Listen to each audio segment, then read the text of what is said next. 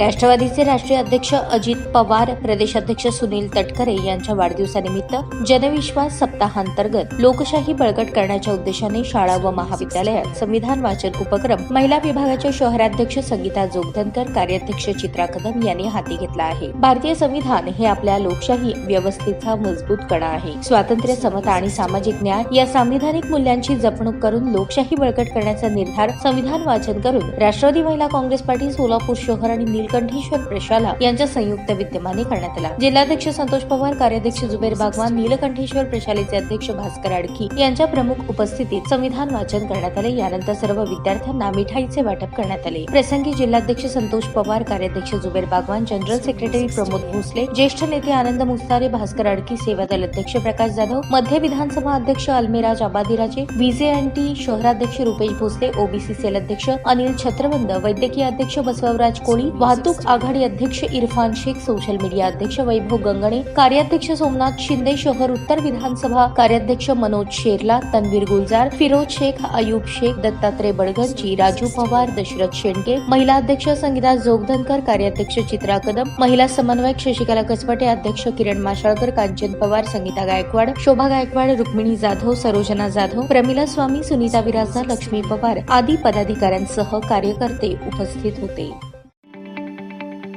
ताज्या बातम्या पाहण्यासाठी प्राईम महाराष्ट्र न्यूज चॅनलला सबस्क्राईब करा।